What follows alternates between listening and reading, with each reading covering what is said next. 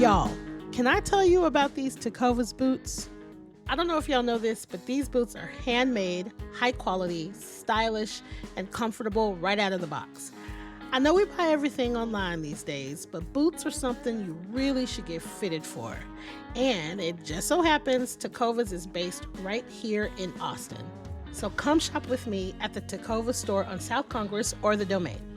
That's TECOVAS.com. Don't go gently, y'all.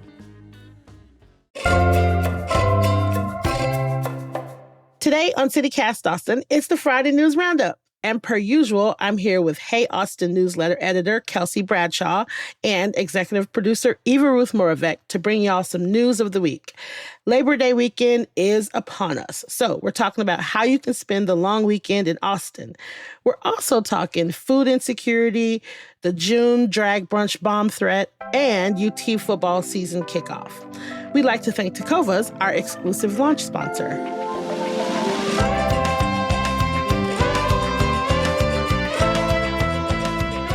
It's Friday, August 30th.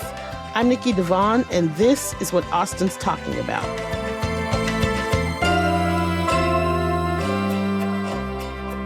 Hey, Kelsey. Hey, Eva Ruth. Hello, hello. Hi. Happy Friday. TGIF. Woohoo. So it is the 130th anniversary of Labor Day this weekend. News to me. That's a long time. I know. Well done, Labor Day. Well done, Labor Day. I've always thought of Labor Day as kind of like the end of summer. Like it's like the last hurrah, even though school has already started, right?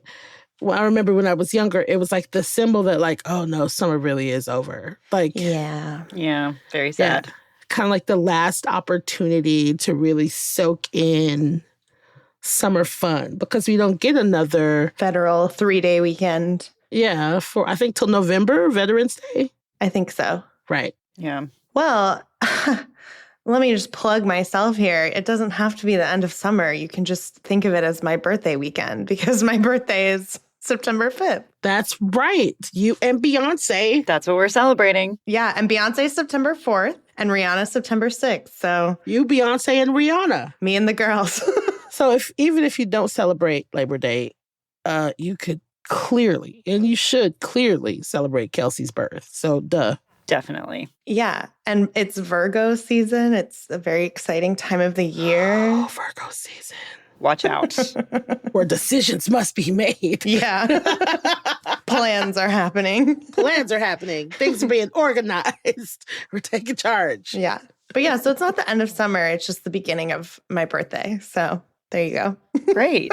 So Labor Day is about, the first one was in 1882 in New York. It's about the celebration of, unions and recognizing American labor. And we can talk all day about how the good and the bad and the ugly. But I do think that it's special because it is just for people that work in trades where they don't often get days off. It's one of those days you cannot touch. And I do like that. Oh, yeah. I've been in a lot of jobs where that wasn't the case. And I was in a union at my previous job at the Austin American Statesman. Shout out Austin News Guild. Hey. And that's the first time I'd ever been in a union. And it's really, really incredible what unions have done for the country, for me personally, for my friends.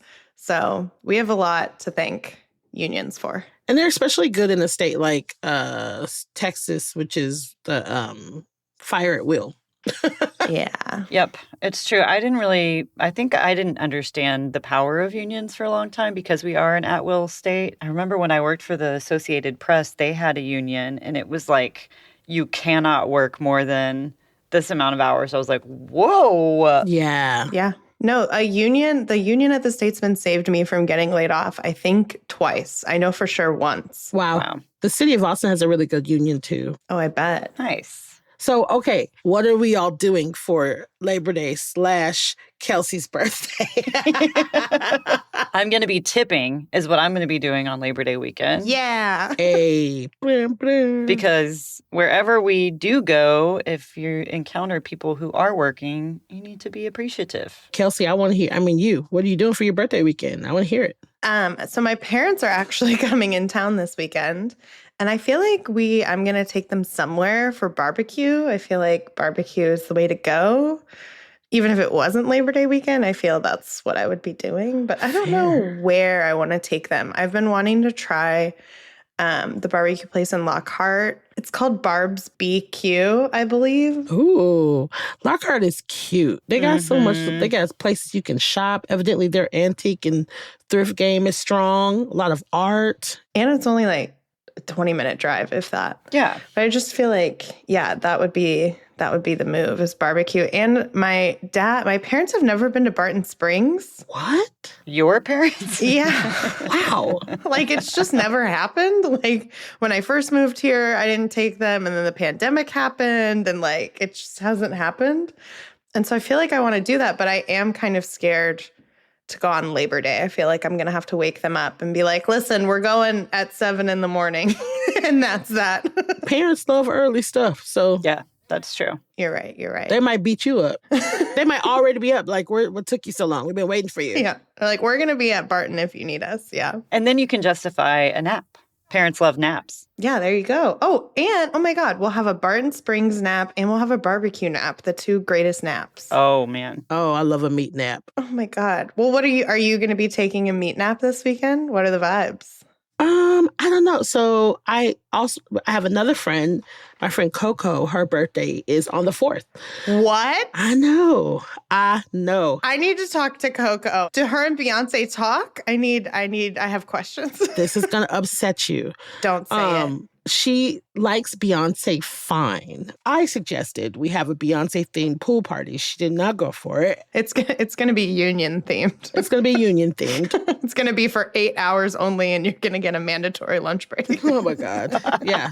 We're going to be doing an escape room. I'm 100% sure that's what we're doing. She loves escape rooms because Virgo. That's hilarious. Ava Ruth, you didn't tell us what you're doing. I don't know, but I'm really excited to have some time off. Last weekend, I went to Playland and I went roller skating. And for your birthday. For my birthday. Yeah. For Casey Musgrave's birthday, which I share. It was really fun. I roller skated and then I was sore for multiple days. I'm now over the soreness and I would like to roller skate again. So I might hit that up again. Oh, nice. Oh my God. Who is Casey Musgraves? She's a little country singer. Oh, okay. A Texan. 'Cause you're my golden hour. She's from Golden, Texas. And she's really cool because she's very liberal.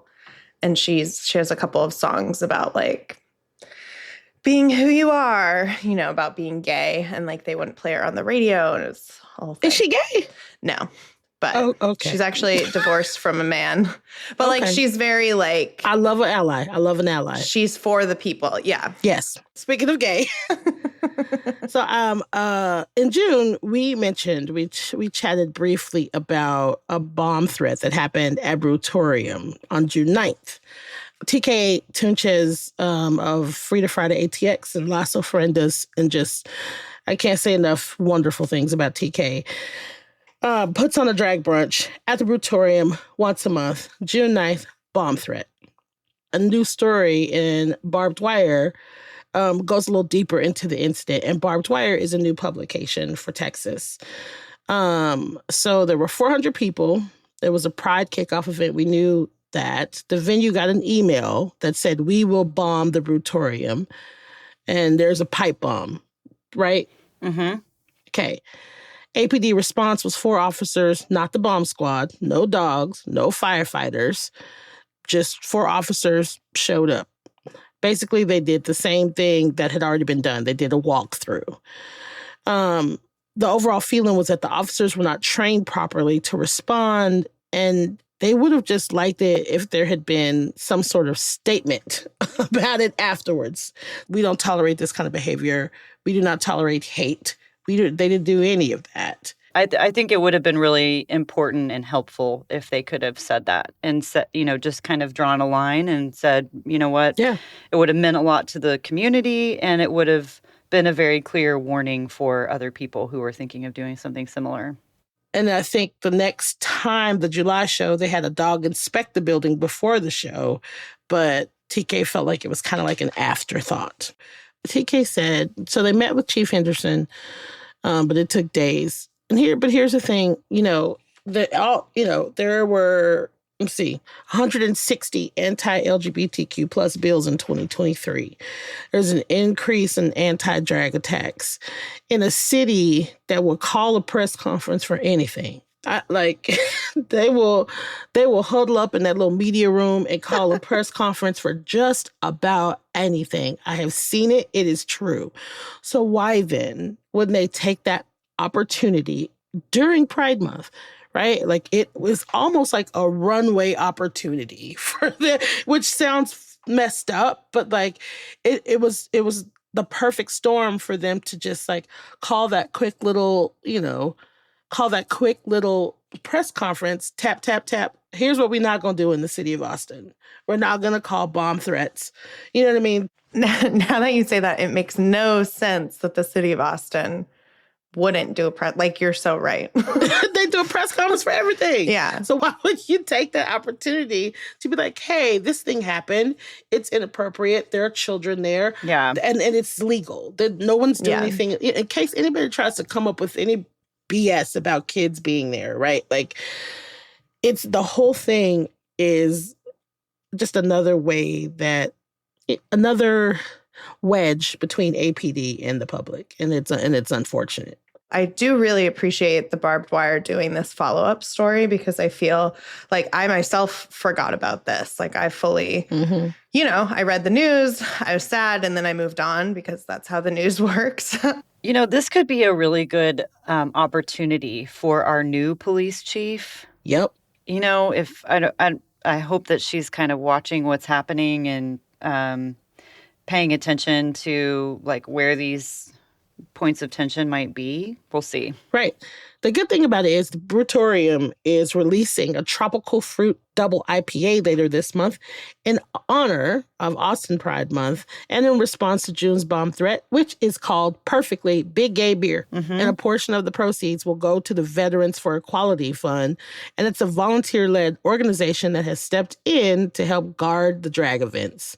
I don't even drink beer, but you know what? I will definitely buy one of those and give it to somebody else.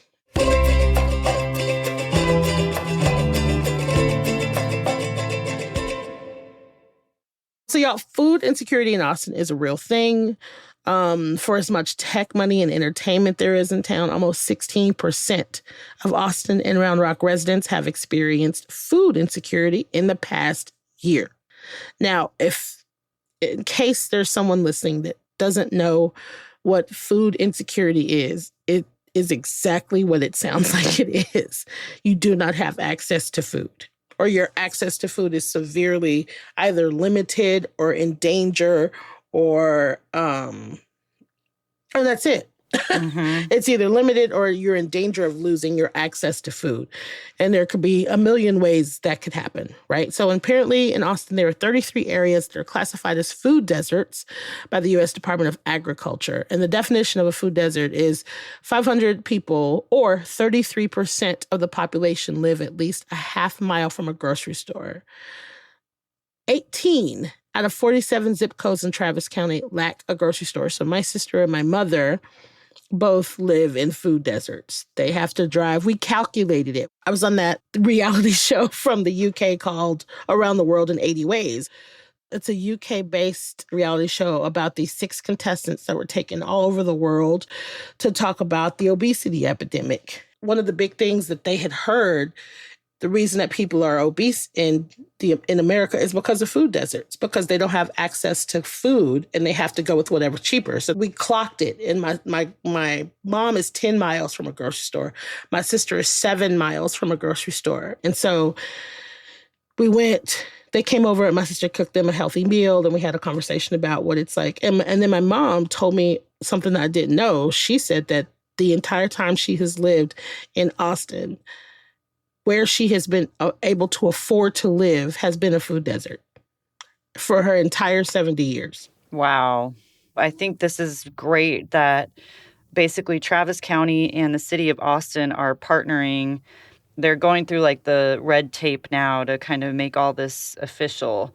But they're going to create this food plan, which is going to be a multifaceted approach to addressing food insecurity in our area and like helping, different businesses and organizations scale up to meet a bigger need, increasing access to transportation, basically just like helping bridge the gap between where the people are and where the food is. So Austin has more food insecure residents than the national average. Texas has the second highest rate of food insecurity in the country. Damn. Which is just wild. It's just wild to me. And to your point, there are plenty of reasons why local farmers have a hard time finding available and affordable land, especially companies like Boring, which is, Elon Musk's company. They moved to the outskirts. Then there's climate change, disasters, there's COVID. There are all these reasons why it's hard to get fresh food, right? I'm really curious though. Have either of you lived more than have either of you ever lived far from a grocery store? No. I've always lived, I think the farthest I've lived from one is maybe like 4 miles. And even that was a pain in the ass. So I cannot imagine having to drive 10 miles to go to especially I'm constantly running to the grocery store. Like I forgot something. Right. I need to grab something before I go to a friend's house, et cetera, et cetera. So I've been very lucky. When I lived in San Antonio, I lived across the street from Central Market and It was very luxurious. So nice. Yeah. Yeah. I grew up, in Seguin, we were at least 10, 15 minutes away from the grocery store. And so it was a thing that we would do like on Sundays. When we were kids, we would constantly be paging our mom. Like we'd be like up at the checkout. It's like, Rebecca, your daughters are at lane 2. We tried to be very deliberate about going to the grocery store that once a week. It was never a pop over because I need a tomato or something, And so actually when I lived in San Antonio was the first time I remember like popping to the grocery store for an ingredient, one thing or a couple of things. Yeah. Yeah, there was no really other option. There was one grocery store in Seguin. So what were you going to do? That's so foreign to me. And I have a grocery store right down the street, like 3 minutes. And every time Nicole is like, I'm going to pop over and get that. I'm like, pop over to what? She's like, the grocery store. I'm like, oh no. That just seems, it's like. For one thing? I know. I'm like, no, we don't need it. Not for one thing. But it's very normal for her.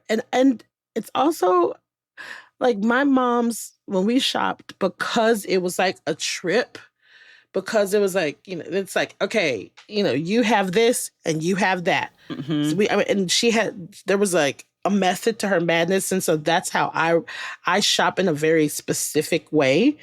And people that bounce all over the place I'm just like, what are you doing? Where are you going? Why are you getting the bread already? Why are you already got cold stuff in the basket? What is happening?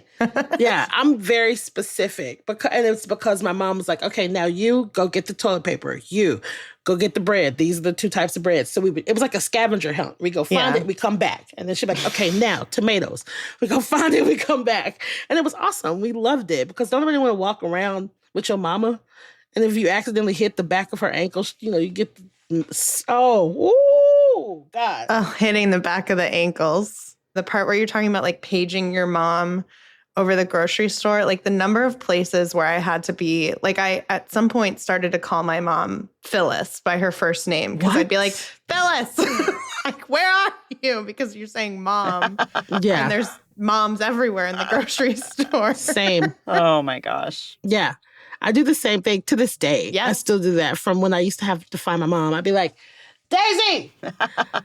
Anyways, food deserts. You guys be on the lookout for this new partnership with Travis County and the city of Austin dealing with food deserts. So more people can have these grocery store experiences.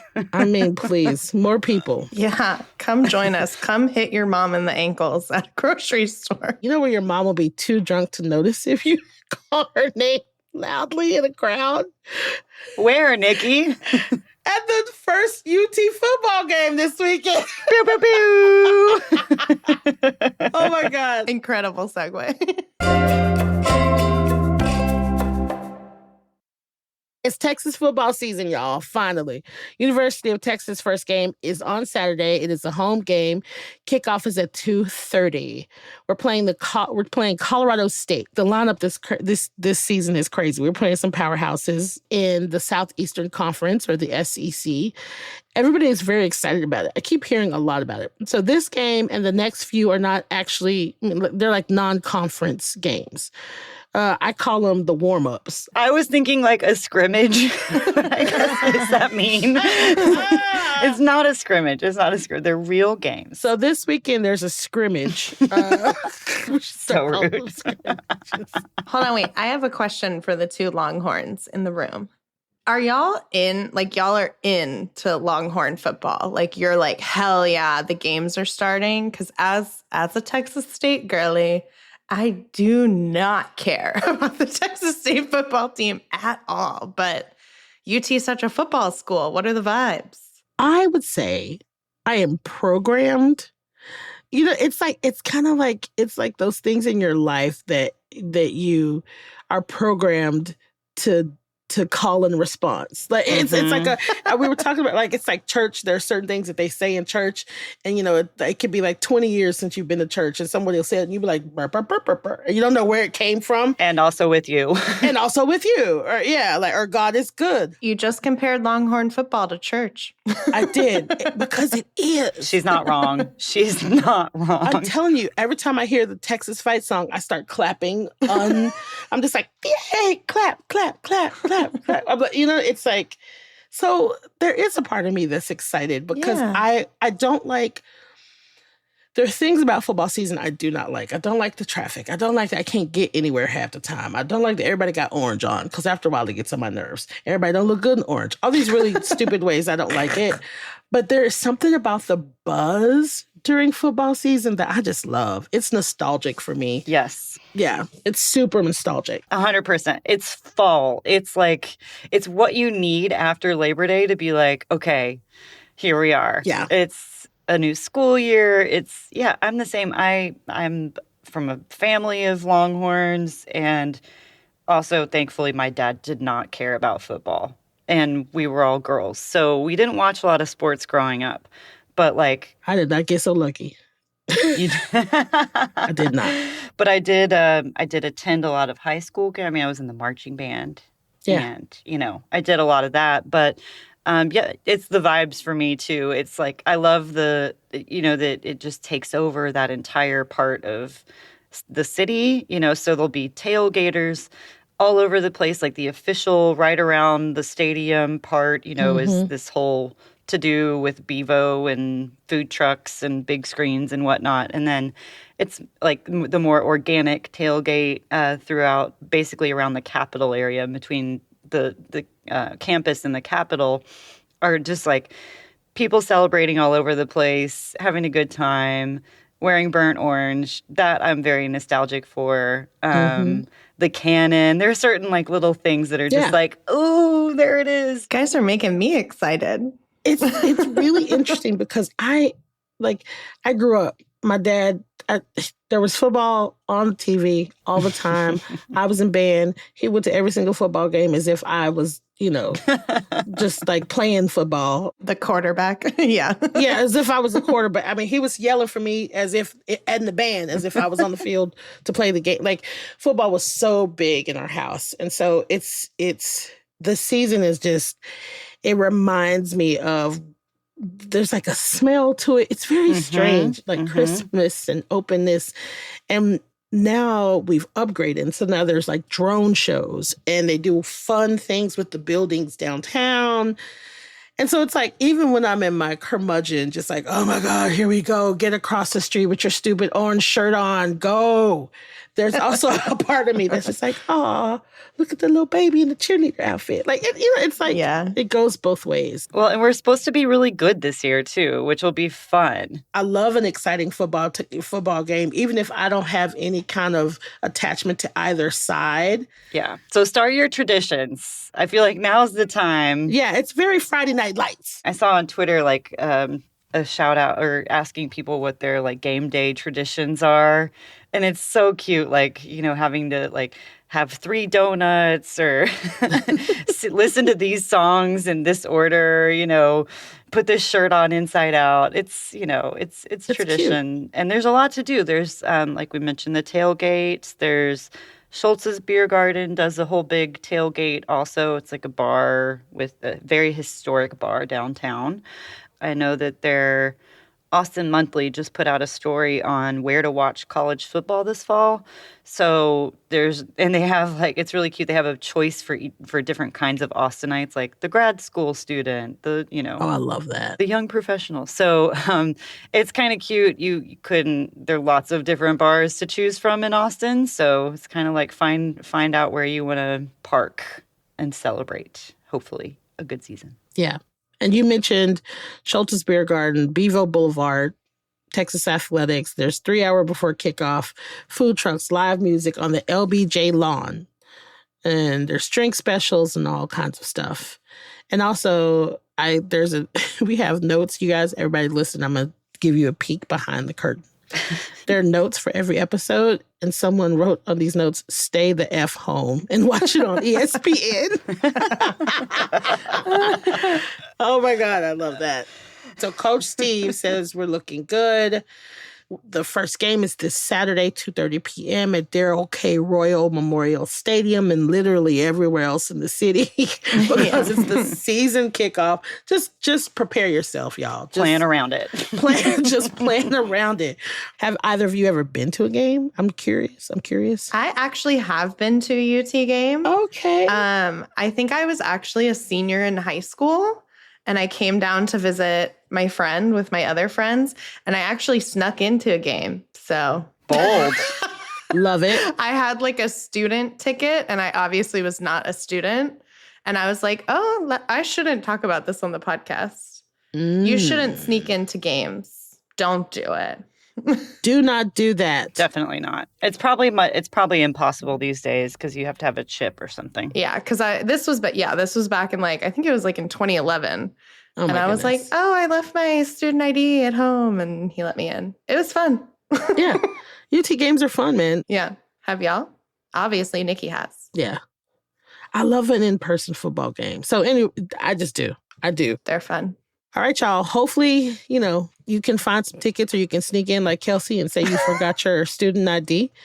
And don't tell them we told you to do that. Don't tell you that's not our tip for the weekend. Speaking of tips for the weekend, here's your Takova's Don't Go Gently moment of the week. CityCast Austin's Don't Go Gently tip for this weekend is to avoid the scorching temperatures and spend time in a dark, air-conditioned movie theater for the last weekend of the Paramount's 50th classic film series. There's a double feature tonight with The Bitter Tears of Petra von Kant and Portrait of a Lady on Fire, a family-friendly Kiki's Delivery Service matinee on Saturday, and a 70mm 40th anniversary screening of Streets of Fire Saturday evening. Finally, The Wizard of Oz and the comedy What's Up, Doc is on Sunday. Tickets for single screenings are only $12, and take advantage of the $10 parking with an exit voucher at a nearby garage. You can find more details online. Don't go gently, go into Takova's. So, Kelsey and Eva Ruth, thank you so much for rounding up the news with me this week. You guys are awesome. Oh, you're so welcome. Happy birthday weekend, Kelsey. Yay. Woo, thank you. So fun. Happy scrimmage weekend to all. Hey, scrimmage weekend. Hook 'em horns. Bye, y'all. Bye. Bye.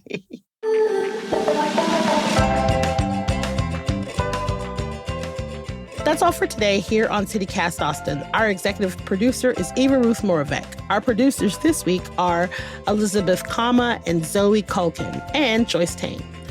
I'm your host, Nikki Devon. Our Hey Austin newsletter editor is Kelsey Bradshaw. Music is by Nelson Valente Aguilar of Como Las Movies. If you enjoyed the show, why not tell a friend, rate the show, leave us a review, and subscribe to our Hey Austin newsletter. We'll be back Monday morning with more news from around the city. Bye, y'all.